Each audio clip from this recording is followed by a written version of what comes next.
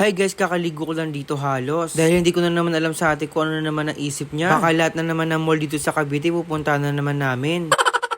Yung nagpapaayos ako ng buhok kay Cyrene. Dahil sobrang hirap na ako mag-ayos ng buhok. Dahil kahit mahaba na yung gilid ng buhok, tumitirik pa rin talaga siya. Hindi na talaga kinakaya ng wax na ginagamit. Ang kailangan na ng buhok yung spray net. Pero kahit gano'n naman kaayos yan, tapos pag may hangin na malakas, wala rin yan guys. Magugulo at magugulo rin yan.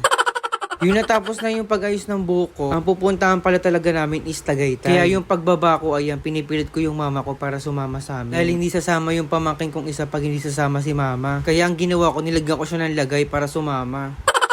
Tina guys, yung alas 3 na ng hapon, Diyos ko, sobrang init pa din. Hindi ko na alam kung may mapupuntahan pa kaming gantong oras. Dahil yung pagkakalam ko, gusto mapuntahan ni ate yung may pineapple na park. Yung babiyahe pa lang kami, alas 5, andun na kami, so sarado na yun. Ito yung kinakatakutan ko, hindi namin alam kung saan kami makakapunta. Dahil sobrang laki ng Tagaytay. Ang hirap mag-isip kung saan pwede puntahan. At yung traffic sa Manggahan, Diyos ko, hindi naman to nababago. Dito kami dadaan kasi papunta tong Amadeo, mas malapit dito. At malalaki yung daan dito, kaya makakapag-overtake ka ng malala. Kaya sa mga nagmamadali dyan, pwede kayo dumaan dito. After 30 minutes, ayan, nakapunta na rin kami sa Tagaytay. Buti lang talaga, hindi gaano traffic dito ngayon. Kaya pala pumunta kami dito guys, kasi magkakape pala kami. Dahil naghahanap kami ng mas magandang kapihan. Kaya ang sinadjust ni Cyril, dito kami pumunta sa Maylawa. Dahil sobrang ganda daw dito at sobrang ganda daw ng mga view. At makikita mo rin yung Taal view, syempre. At marami na daw nakakapunta dito mga vlogger. Lalo na siguro yung mga nagmo-motovlog, ayan, sobrang dami daw pupunta dito. At yung pagpunta namin dito guys, ayan, walang gaanong tao. Gusto ko sana maabutan dito yung dilim para makita ko yung mga ilaw. At saka pag pumunta ka dito guys, sobrang tahimik dito. Ayun ang kinagandahan dito. O diba guys, sobrang ganda ng view na makikita mo dito pag dito ka pumunta sa kafihan na to. Sobrang sarap ng hangin dito. Kaya bagay na bagay dito pag nagkape ka. Kailangan mo magkape ng kabahan ka naman.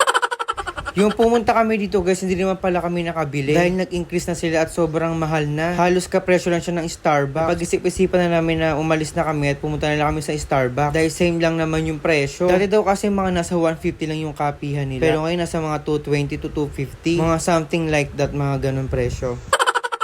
Yung dalawang napuntahan naming Starbucks, puro puno na daw. Hindi ko alam kung ano nangyayari dito sa Starbucks ng Tagaytay. Lagi nilang napupuno. Kahit yung bagong Starbucks dito, kahit yung luma dun sa kabila, nung puno na rin, hindi ko alam kung ano nangyayari talaga. Kaya ang ending, pumunta na lang kami sa Mahogany para bumili ng baka. Dahil sobrang mura ng mga baka dito, guys. O diba guys, at least may napuntahan yung Tagaytay namin. Kaya nang pumunta kami dito, wala kami napala. Kaya kumain muna ako ng Pringles kasi sobrang gutom na ako sa biyahe. Kaya kahanap kami ng bulaluhan na budget meal. Kaya sa mga tipid dyan, same lang naman yung bulaluhan guys. At same lang naman yan ng mga lasa. Parami na lang talaga yan ng mga gulay.